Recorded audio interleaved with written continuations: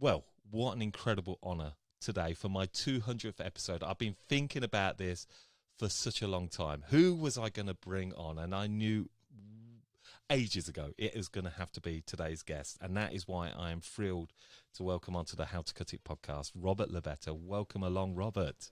Thank you, Dom. That was a nice intro. Well, look, I mean, I genuinely mean this.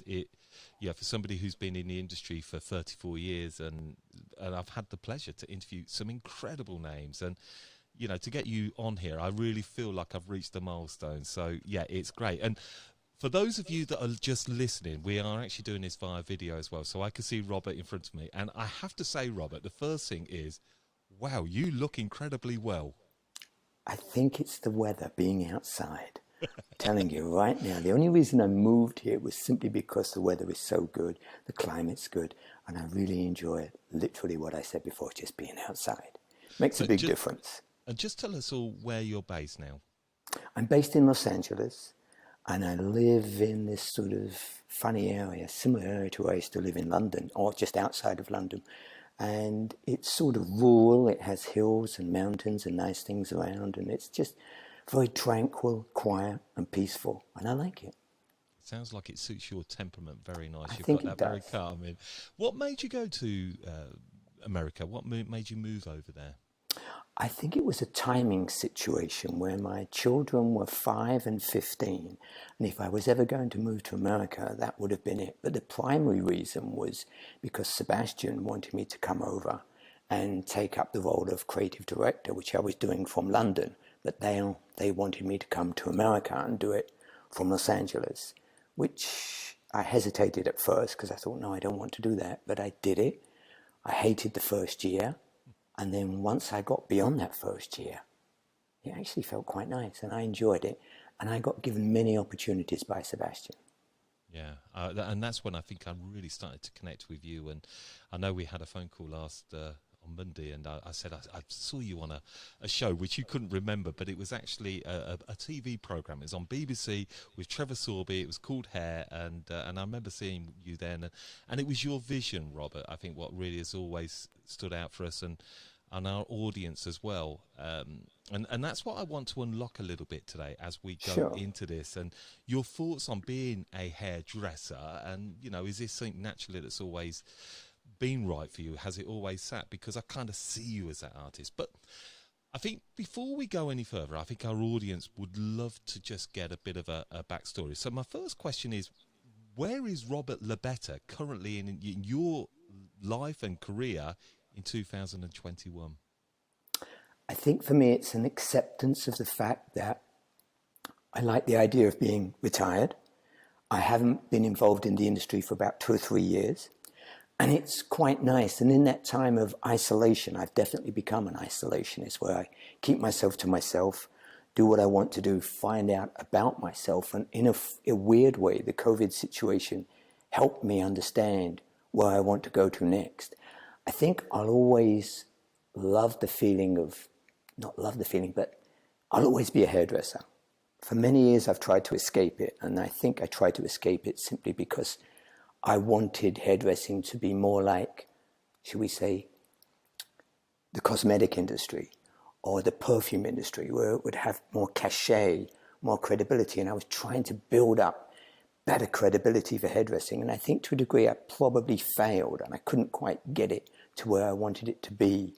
And it was disappointing to myself that I couldn't do that.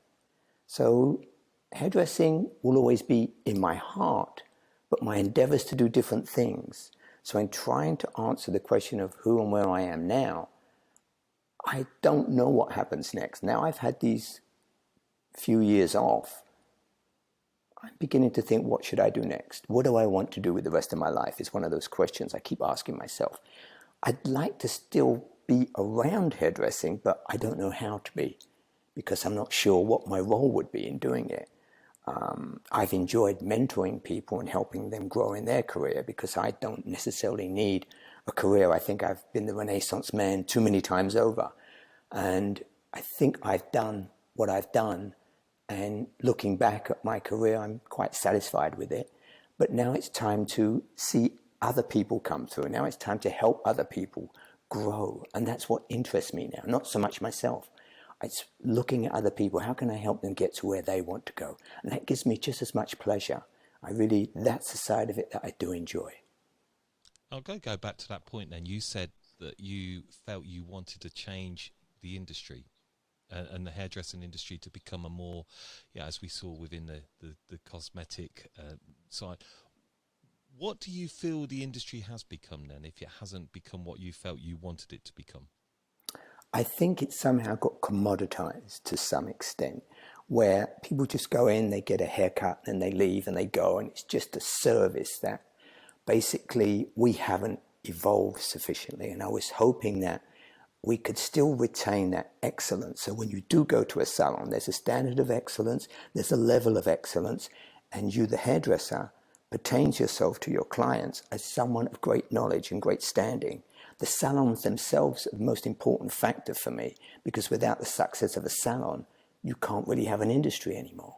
So until we correct that, and I was hoping that salons would grow and they would become better and evolve into other things, and I couldn't quite get that to happen sufficiently. The disparity in the very high end and the low end is such a huge gulf that you can't. I had trouble in trying to connect those two together somehow, and I couldn't. So it was hard for me to sort of push that through. Me and you. I remember one time I was so involved and loved hairdressing that I went to San Francisco College of Art and tried to speak to the dean there and convince them to take on hairdressing as part of a curriculum. And when I first met with them, I talked to them and they accepted the idea, because basically they're immersed in film, photography and the arts. So hair has a lot to play with it. The face has a lot to play with it. So this is something that intrigued me, and I went there and I tried to get them to do it, and they said yes. And then when I returned again, the dean had changed and they got someone else in, and they dropped the whole program of hair being part of a curriculum, which didn't amuse me somehow, and it really sort of nailed the coffin as I seem to be losing this battle somehow. Me and you are going to have a wonderful conversation. I want to go deeper into this as we go along. Sure. Because I think there's so much that I'd like to get from this. But just going to go back now to the rebel. Because I read this about, a rebel, and that's an important part. That rebel in Robert Lobetta, starting out in hairdressing, I'm interested to know what that period was like for you, and how you saw the industry and how excited you felt about it at that point. I think the key point for me is that rebellious streak was in me when I was starting to cut hair. Predominantly I was a hair cutter and I loved cutting hair, but a good friend of mine one day sort of challenged me and said, you always talk about art, Robert, you always talk about Andy Warhol, Salvador Dali and Picasso. And I was complaining to him I was a bit short of ideas and couldn't get to where I want to go, and I don't want to do hair anymore because I'm not as good as he thought I was.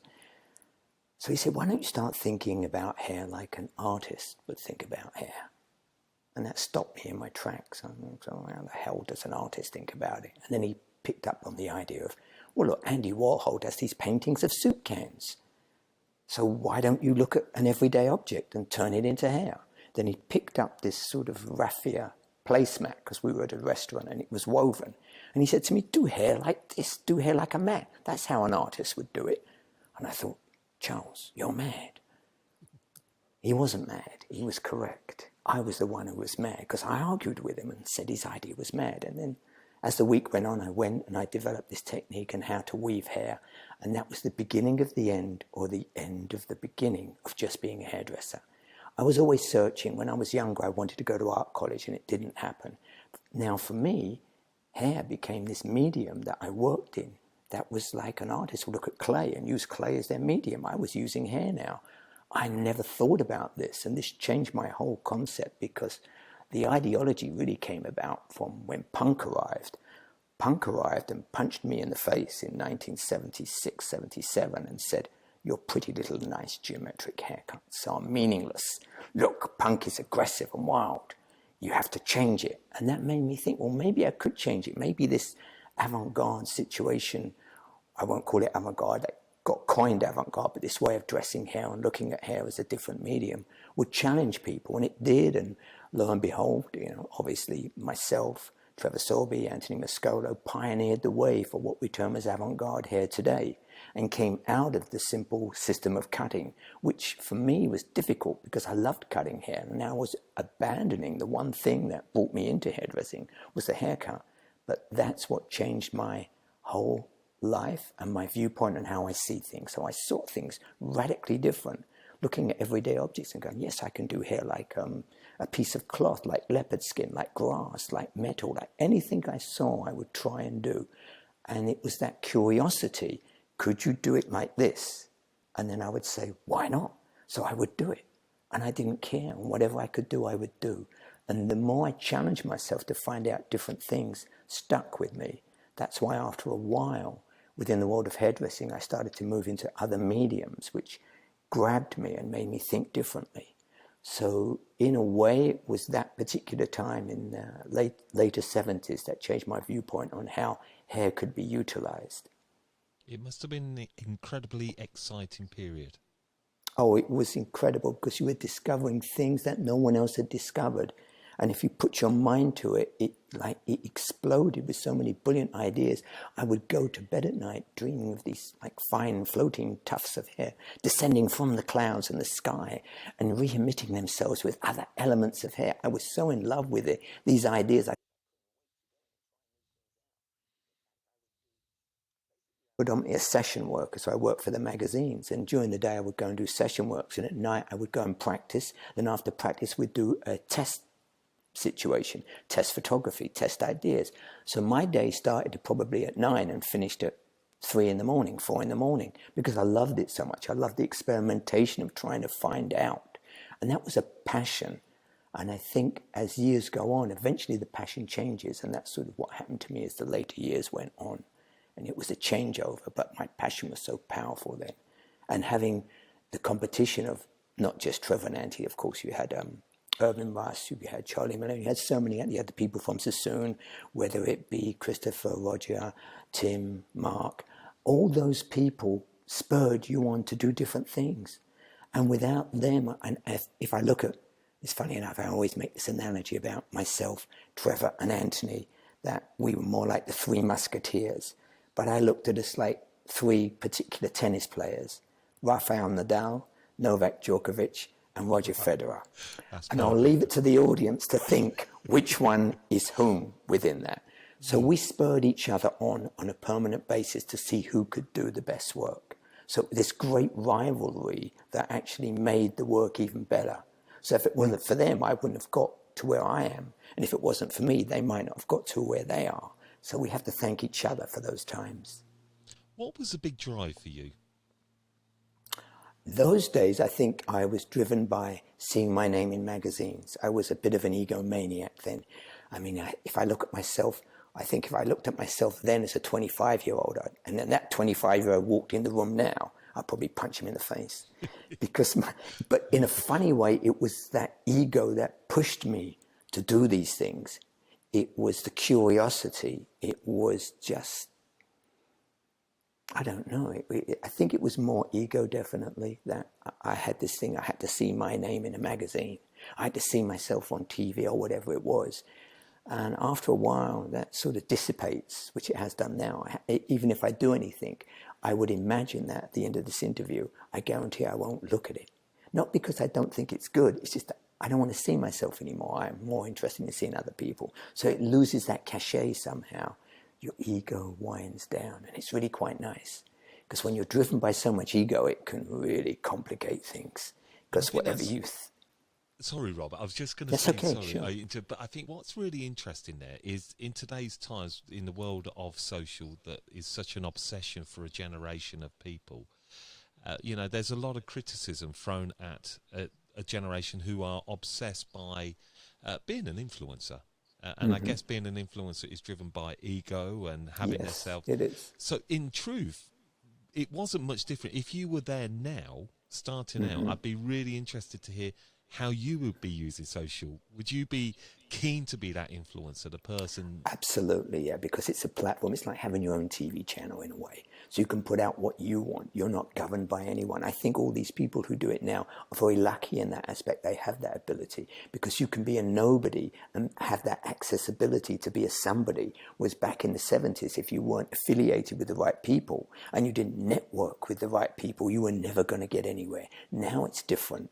So now I think, imagine, yeah, here's a good example to that question. Imagine if it was Andy Warhol living in this present time. How would he handle social media? I think that would be really interesting how he would do that. I would love to pick his brain on that one. Yeah, I'd be very interested to do that. And I find that a really interesting one sometimes, you iconic names that, if you were starting out today, what you would be like on social media. I know you have a profile on there, don't you, Robert? I do. Do you know what? I opted out from that. I think I haven't posted anything on Instagram for nearly 2 years. I haven't done anything on Facebook for a year.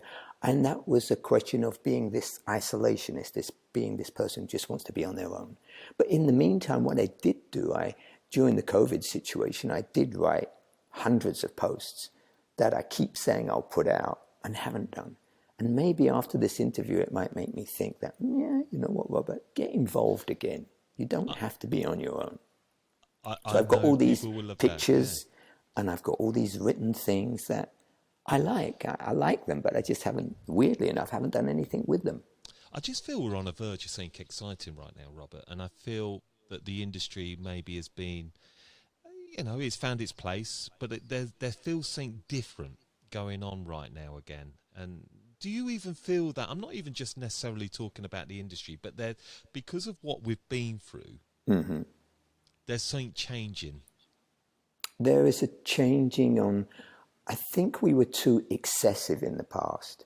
We had to have the newest of the new. We were labelled on what we wear, we were never labelled on what we thought, on what we really understood. It was all sort of an exterior, should we say, a veneer that we coated ourselves with. And I think in the past year and a half, there's a harsh reality of coming back to sort of basics again. Don't spend your money on frivolous things. Use it wisely. Use your time wisely. Time for me is the most key thing, and learning to use our time in the right way. So I think as an industry, it's a wake-up call. We have no choice but to evolve. I think if you look at the salon industry, it hasn't changed for 50 years in a way. It's still the same. When sassoons came along, it revolutionized how we did hair, but at the same time revolutionized how a salon functioned as well. And I think that hasn't happened. So unless we are willing to participate in a new beginning and look really carefully on how we can advance, and looking at, remember we spoke about Sean's post, and understanding that technology, we need to have an element of technology within our industry. We can't escape it, and we shouldn't be stupid enough to throw it away. So whatever the Amazon Salon does is intriguing to me, because you can just look at it, take the best bits from it, and employ it into where you want to go. So there's a reason why they've done it. And many people will cite, yes, they're just sort of utilizing it, selling out just to get their numbers up, etc. There's many different answers. But from the manufacturer's viewpoint, they may have a different take on it somehow. But no one should be surprised on what they did. It was inevitable. But the good thing about it is it's going to force us. If you think and you go back to understanding a film like Blade Runner, and in a funny way, Blade Runner is sort of where we are now in this weird way. There's a dichotomy of the future and the past. So if we can actually look at the future of technology, couple it with the craftsmanship of the past, merge it together. So a salon of I won't say of the future, of the present, and how our industry will evolve is to accept these differences and rethink everything we once knew before, because I think we're just functioning from a mindset and a thought process that's antiquated, and we need to get beyond that. But it needs, should we say, what I would term as the 30 to mid-30-year-old to dictate what that's going to be, because they have one foot in the future and one foot in the past. So they're perfectly poised to do that, understanding technology sufficiently, but understanding the craftsmanship of the past and how to couple it together. I mean, there are so many different things. Education is one of the things that has to change as well. We no longer teach people. I think when I go back to when I was hairdressing, I was always taught to understand the client, understand every element, every persona, what a personality was like, what they did, what they didn't do. And I've got some little stories that I may share or may not. But we don't have an education based on the fact that whoever sits in your chair may be bipolar, may be a hooligan, a nutcase, a monstrosity, I don't know. Right. But we have to learn to get inside our clients' heads, understand what they do, what they think, how they want. Technology may not give us that, and that's fine. But what technology can do is help us with the screen situation. So for me, operating a salon is being involved in the screen. For the past year and a half, we've all lived out of a screen. So why not have a salon that's surrounded, instead of just a mirror in front of your station, change the mirror so it becomes a screen. So when it's on and you want to see yourself, you see it. And when it's not, it's a screen to give information and basically entertain your client. When you go and sit down in the backwash, I often feel that I want to sit down and I can put on headphones and they're going to give me a Japanese massage. And the headphones has this tranquil music and it's quiet and massaging. All these little things go from an experience into how I think it might or could be. Because we went from, let's look at it, we went from a service industry to an experience industry, and now I think we have to embrace the art of customization, personalization, mixed with technology. But technology is just a tool, that's all it is, and helps us encompass getting better appointments, checking on our situations with bills and things, how we sell product. People don't want to touch product anymore. They want like a concierge service where they can press the screen and go, there you go, and your products come up. All these things that can be done via screen. I think Salon should have an 8-foot by 5-foot screen in it where you could see things. And because I think most of the time salons, and I could be wrong here, I wanted to say at the beginning of this interview, is that some of the things because I've been out of the industry a few years, some of the things I say will be good, some of them will be bad, and some of them will be indifferent. So take the good, get rid of the bad, and contemplate the indifferent. The big screen allows us to show the client and our staff great things, but what we need is the content. And I think we used to rely upon the manufacturer for the content. I think those things are changing. So basically, that feeling with this Amazon salon, yes, they'll have some wonderful things to it, and technology will drive that a little bit. But at the end of the day, like I said, 75% in hairdressing is emotional. It's how we react to the client, how the client reacts to us. And how we design a salon of the future is also based on what our clients' needs are. So if you think about it, being a hairdresser, you have an idea of how you want your salon to look. The client walks in a funny way, we study the client. We study how she walks, how she speaks, her mannerisms, how she takes her coat off, what she thinks, what she smells like, everything. And in turn, in a weird way, we don't know this is it, they study us. And as they study us, and we don't realize it, that we're being studied too. So when you're going to do or remodel your salon or have a salon that befits, should we say, a futurdom, get the client involved. Because from their point of view, these are the things they'd like to have done. And I know when I had my salons, it was what I wanted. That was my ego talking again. But having a client's input into how a salon should be very valuable to us, and understanding what their needs are. The information that a hairdresser can impart in that hour and a half to 2 hours or an hour, depending on how long you're sitting in the chair, is vital. But we don't take on information, or should we say, the client will always take it on in a visual form better than a speaking form. So the screen becomes important to show your client. Let's say, for instance, you're going to show color. You can show color on a screen now. You don't have to have swatch books anymore. It's all on screen. Everything can be done on screen. There may be a technique that someone's found out how to cut slightly wavy, curly hair with a razor. And then you explain it to your client and you show this technique that someone's decided. And you say, look, we're going to cut it like that. Go through the motions of why is this a scissor? Why is this a razor blade? Get our craftsmanship back. into showing people what it means to be a hairdresser. Because once you have that affinity with the client, and that's the important thing, that's why it's so important to get inside people's heads and understand what they really want. Because once you have that, you have their trust. And once you have their trust, you can lead them where you want because they trust you. And that's the most important thing about progressing with your clients and getting new clients is trust. But to earn that trust right now is going to be difficult. So the changeovers that they're about to go through will be based on trust from the client to the hairdresser. Do I trust you? Can I walk in this place and feel confident that everything is clean? I don't want to touch too much. I'm feeling uncomfortable with that. Those are the things that the clients will bring up. Like I said, some of the things I said will be good, bad, and indifferent because I've been away for a while. But these are the things I sense. I sense that if I go somewhere, and maybe it's my age situation where it's difficult because I'm that much older, so I'm more protective of myself these days, and I'm enjoying that, so should we say. So I don't want to take any risks. So risk factors for me are important. For most clients, they will be. So the salon they're entering into has got to be totally trustworthy. I have to trust the salon owner. He has cleaned this place from head to toe, and it's immaculate. Or you could enter into a situation where you have pod systems. Pod systems are like glass cases where you go into the pod and it's just you and the hairdresser. No one else comes into view. I think there's many things we could invent. I'm just touching on some of them. We could go on for this forever.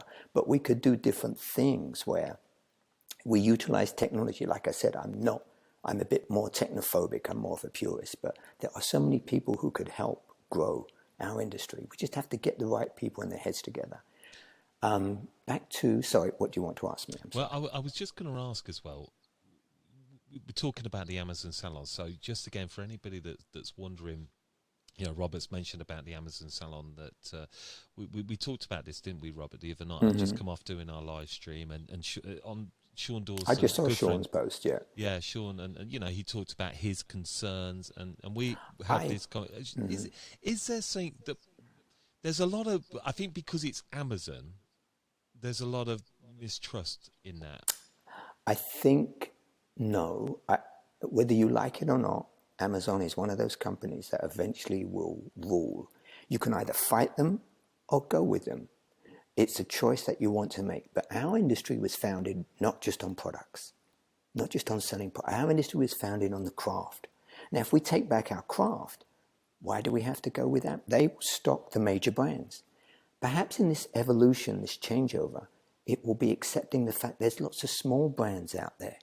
And we all want to be part of something new. And in this new evolution, maybe it's going with newer brands, newer thoughts, newer ideas, newer way of selling, buying, attracting, marketing, etc. If we open ourselves up to all these new ideas, some will be technological based, some won't be. But the Amazon Salon and the model is there. We have to accept that. And we can.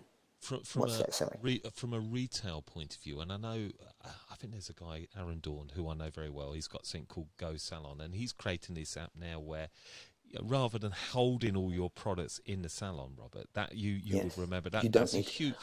It's stupid. To me, it was the stupidest thing having hundreds of products in the salon. To me now, it's sorry, I butted in there. You carry on. No, absolutely. I'm keen to just hear where you was going because there is no point. That's why you have the big screen. Here's the product. Here's someone talking about it. You can see it on the screen. You don't have to touch anything. You don't have to take it with you. And then if you like it, the hairdresser then goes, okay, I'm going to ship it to you. And it arrives at your door. So it takes all the hassle away. And it takes the aspect of having a place look like, I think a lot of salons that I've seen in recent years look great with no one in them. You know, they're designed in a way, yeah, they look great. As soon as you get people in them, it looks like a big mess. So maybe eliminating all those racks of products that are useless, getting rid of them. If you want to see product, you, the hairdresser, know what's a great product. You yourself, again, it's that trust. If the client trusts you, she will do exactly as you say. So if you say, I want you to try this product, here's a sample of it, take it home, try it, and let me know what you think. Utilizing the screen to show products and have this sort of, what I term as, a salon has its own website, and on its website has the concierge service that you can go to the concierge service, select your product that you like, see the reviews on it, and then make that decision based on the hairdresser telling you why he liked it. So you've got doubling. So the hairdresser is still the influencer. We must never forget that. That's the important factor. The Amazon model will be a model that goes to the middle road, and not low end, but middle road, and people who just want to come in and get a haircut and move on and do it that way. That's what I believe in. I believe that hairdressing is not run that way. It's far more complicated than that. So I don't really see, yes, of course it's a threat, but not as big as far as retail goes. That's why I think when you look at the retail sector, it's important that we invent our own new way of selling product. We have to. It's down to us to do as hairdressers and salons. We can't expect other people to do it for us. Here's a load of products, go sell it. No, we have to market the products cleverly ourselves. We have to decide what we why we want this. A salon has to have a mission on who they are, and what they believe in. And once you do that and you have a mission and you believe, the products you pick are surrounded by the mission you put out. So you're selling products on the belief of what your salon is. So it's an interesting thought when you're actually taking on products. Make it part of your mission. And you're selling your mission, which is easy to sell because it's what you believe in. Most of the time people pick because they get a deal on certain products. Yes, you could say that's good because it's money, but it's not part of your mission. And I think as we evolve the salon situation, I'm hoping this is a weird thought process, but if there are less salons, but better quality salons, our industry will grow. And I think that's the key factor here. How do we grow it correctly where there's still room for everyone to do it? But obviously the retail sector is like a loss of, for many salons, 10, 15, 20% of revenue that paid the rent. I understand that, and we've got to get it back. But we have to be intuitive, understand what it takes to get it back, and look at what Amazon are doing. And so say, yeah, I'm going to steal bits from you now, and I'm going to utilize that, but I'm going to do it my way. So don't look at them as a threat. Look at them as an ingenuity that you can take from and utilize and place forward. So I think you, the salon, again with screens, you just need the content to put into the screen to show the client what you're trying to do and why you are different. Because if you're not unique enough, you're not going to go anywhere. Not now. This is what's required now. Out of this situation, it's the people who are bold enough, strong enough, and unique enough will make the difference. And this is what's coming into my mind as we're talking about this. And this has been a good thing for our industry, but I think maybe it's been not a good thing as well. It's almost over the last 10, 15, 20 years, it's been easier to set up a salon. Now, this isn't any knock at anybody, because I think everybody has that. It's great to have that opportunity. But I wonder, actually, have we got so many salons now opening that it's actually affecting our industry? We're dissipating the quality, basically. So when you have fewer salons at a higher quality, you elevate. So I think that is definitely the case. I just think I wish someone would come along and just say, okay, here's a blank piece of paper. Let's start this industry from square one again. What would it look like? What are the good things? Have here and write a big piece of paper. These are the good things. These are the bad things. These are what we don't want. How do we eradicate those? These are the good things. How do we enhance them? And if we can do that, we might find a way forward. It's not difficult. It just needs more heads. I personally am intrigued by it, but don't want to get too involved in it. I don't know if I have a capacity for it, but I'm not sure I would like to get too involved in it in a funny way. But I want to see someone take that on. Where does somebody take that on? Who takes that on? Because you talked about It's those more 30s. I think it's more or less a person who is about to open their first salon, and it's a person who's opened a salon, wants to remodel. And then there's other factors, other people that come into play, smaller manufacturers, how you can work with the smaller manufacturer. I think it's a conglomeration of those 30-somethings getting together, and then people like myself saying, well, I think maybe what about guiding a little bit? And then younger people as well. So you want to I think the key thing, if you're going to grow an industry, it can't just be people from the industry. It has to be outside as well, because they see things differently. Like the client viewpoint, how the client views the salon. Most people don't ask the client, well, what do you think of my salon? How does it function for you? Are you happy with it? Might be surprised on some of the answers. Because when we go into a salon, I remembered it on my own eye, and the client once pointed it out. All the little things that are a little bit messy that you don't see anymore, but the client notices, look, there's dirty towels over here, and you've got cracks there, and it makes me feel a bit creepy a little bit, certain things. So having a client's viewpoint and having other people's viewpoints changes your own viewpoint on how you see it. I think that's really interesting. And you said, you know, getting people from outside the industry. And my cousin is a very smart thinker. Yeah, he works for big brand, but you know, he really joins all the dots. I mean, it goes so much deeper. And he always said to me, he said, what your industry needs is you need, like, you know, if Virgin were going to, not necessarily just Virgin, but a real pioneering brand, let's say Google, were to open a salon, what would that salon look like? And I guess that's what we're seeing with Amazon here as well, isn't it? That we're getting outside.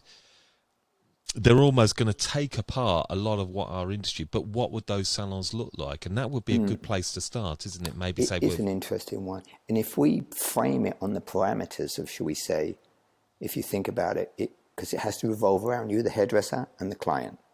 So if you look at fashion, music, art, and design, they are the key tenets that we function in. You have to dress, you have to hear music. Music is important to you. Your design aspect, the chairs you sit on, the walls, and your art. But all this can be done via screen. You don't have to hang art on the walls. Everything can be done on the screen and show it all. Music doesn't have to be a particular sound. It can be sounds of industrial sounds, noises. You can use sound brilliantly. I think a lot of people take for granted. When you go and see a great film, play a film in the salon. Say tonight is film night and do a special thing. Tonight is 70s night. Let's all dress up in 70s and go back and look at the 70s and hear the films of the 70s. There are so many things we could use a salon for that we don't. It's a space that can conjure up many different things. And it's applying that space to all these different things you could do. You could have so many different events in the salon in the evening. It's countless. It's mindless. It's sort of not mindless. It's just the possibilities are endless in that aspect. What you're talking about is an experience space here, isn't it? Well, you're going from, like I said, we've gone from service to experience, and now it's technology with customization and personalization. But still, those things go into experience. So you want this. We're all looking for an experience at the moment, but we're looking for an experience that once wasn't. It wasn't just about a highlighted customer service, which was the experience we thought. Now it's got to be far more to get people in. You've got to entertain them somehow. You've got to want them to come back into the salon. To come back in, not just to get a haircut or a hair color, to go there to find out something interesting. I went past the salon and they had some information on this new restaurant, this new club, this new bar, this new thing that's going on. They are the hub. They know. They have the information because they're in the know. Why? Because they have all these different clients that filter in and out of their door, all from different areas and arenas and spaces and places.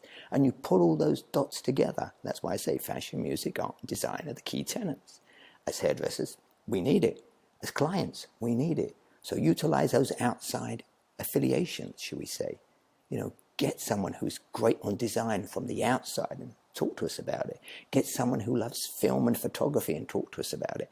Get someone who loves color and talk to us about it. Get those things in and get them into education as well. Because if you don't if we educate people just to be hairdressers, we need to educate a bit more. So the evolution of a salon is the people that work in it have to be better at what they do, have to have a greater knowledge. And when you have that knowledge, you can converse with your client about anything.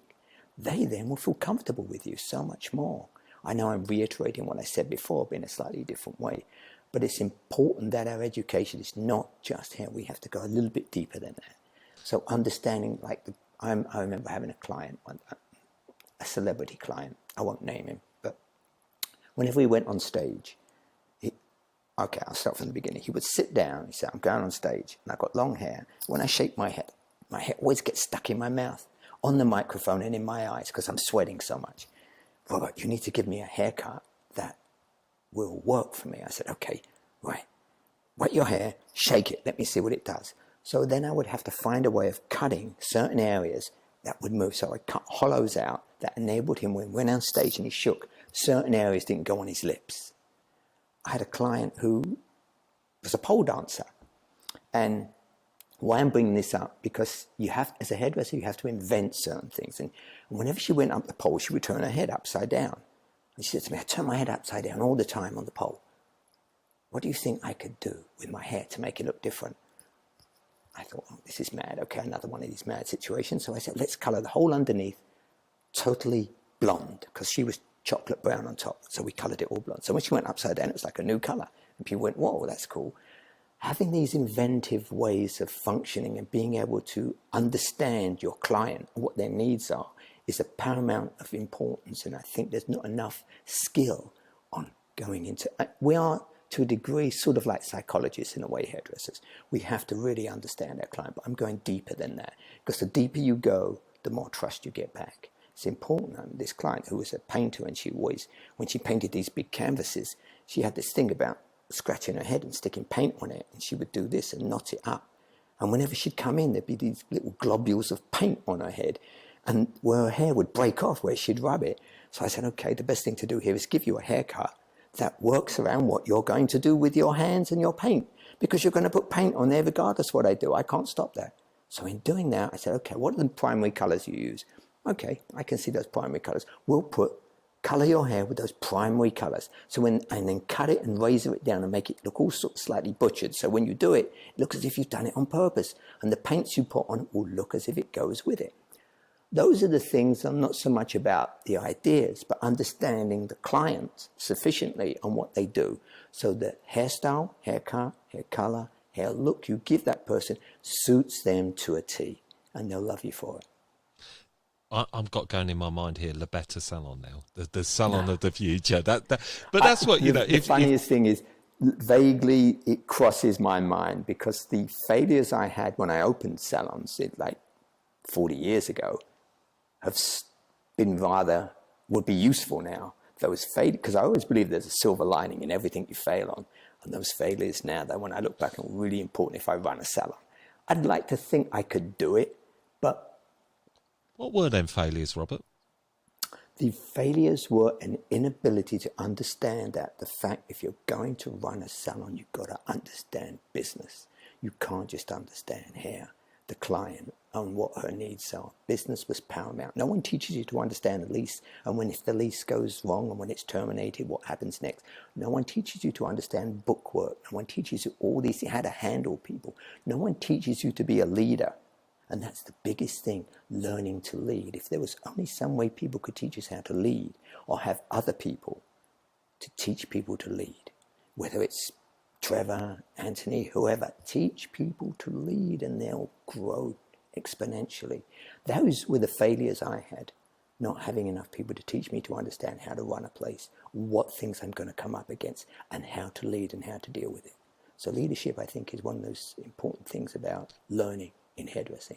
Would you think your time and where you are now, do you think you have those leadership qualities now? Oh, absolutely. Now I have. It took time. I think I learned those leadership skills when I was at Sebastian, because I had to learn to deal with the sales force, with marketing, with education, with all the egos of all the other people, and combine them together and try and lead them. So my role was to lead, and I think over time I got better and better, because once you start to lead, it's not so much about you anymore. It's where you want to go and how you grow your people. So I think leadership is something that you naturally get. You learn it, but you have to have good people. And both John Sebastian was an excellent teacher and leader on how to do things correctly. So I had good people. I had people who mentored me tremendously. That's why I feel that this need to mentor other people, because I wouldn't have had any career if those people wouldn't have mentored me. So now it's my turn to mentor people. And leadership, it's hard to put a finger on it. Some people are natural leaders and some people aren't. It's something that is in here somehow, but it's got to be brought out. And I think it's a quality. If you're going to own a salon, you better be able to lead. Because we hear that often, many hairdressers will say, I'm a creative, I struggle with that business. Should they then be doing a salon business? No, unless you're prepared to learn it. I opened a salon. After 1 year, I closed it. I opened another one. After 1 year, I closed it. I did it a third time. You would have thought I would have learned. But again, my ego wouldn't let me. The thing is that I didn't learn. I blamed everyone else except for myself. I didn't blame myself for my own inability to understand what it takes to run a salon, because there was no one out there to teach me. I mean, this is 40 years ago. So now there are people you can help, who can make sure you run your salon correctly. But you can't just say what you've said in a way is, I'm creative, I don't know about business, someone else will do it. It doesn't quite work that way. You've got to, to be a really great hairdresser, you've got to be like a director. A director meaning that you've got to know about the actor, the clothing, the hair, the background, the lighting, the speech, the sound. You've got to know a bit of everything. If you're going to be successful in the future, that little bit of knowledge of everything is key to having a successful business and a successful salon. I've got to ask you this question, and Sure. a good friend of mine, he's Jez Barnett, and he'll love me shouting him out. He's the founder of Inner Lux, Curra Straight, and me and Jez talk about the industry, and he would love to be sat here as well, listening to you on this, and we talk about the industry, and actually, you know, the future of this industry, and one of the biggest things that comes up in a conversation often, Robert, is training. You know, in this Lobetta salon that we've got this beautiful, what would your take be on the training? Is it a long training plan that you would be creating for the future of our industry? Should we be going back to 5 years training, or is that an outdated model, and how people work? I think it's somewhere in the middle. I think as things evolve, what I used to learn and what I did know back then, I was taught so many different things. A lot of them were useful, a lot of them were useless. It depends on, but you really need to know everything that can be possibly known, because you never know when you're going to need that particular skill in a situation, especially in the photographic world. You have no idea what's going to happen next. I think if we could do a curriculum of 4 years, 4 years training to be a master hairdresser, so that it gives you that extra year instead of 3 years, that might help us understand the nuances I'm talking about inside the client's head, fashion, music, art and design, so those come into it, how a salon functions, what your role is within it. Those are the key things. So it's only one element of cutting or coloring hair. There's other elements to this that need to be taught. I don't know if I answered you correctly. I think I waffled a bit. I probably waffled the whole conversation. No, it's absolutely outstanding what you're saying. Education, well, think about it a different way. Look at you and look at me. We're so totally different characters. I have darker skin, you have lighter skin. You wear black, I wear white. Our personalities are different. How we learn is different. Some people learn by being in the ear. Some people learn on a visual. When it comes to education, the people who are teaching it have to understand each person they're teaching is different. And they have to apply that difference to what that person is. Because some people be brilliant at one thing, and whoever's brilliant at one thing, you've got to bring that out. It's better to specialize and be brilliant at one thing than be average at everything else. So we have to teach the teachers how to bring that out of people, how to sort of say each one is different, and I'm going to make you brilliant. And that's your goal as a teacher, which is tough, but someone's got to do that. Otherwise we can't grow.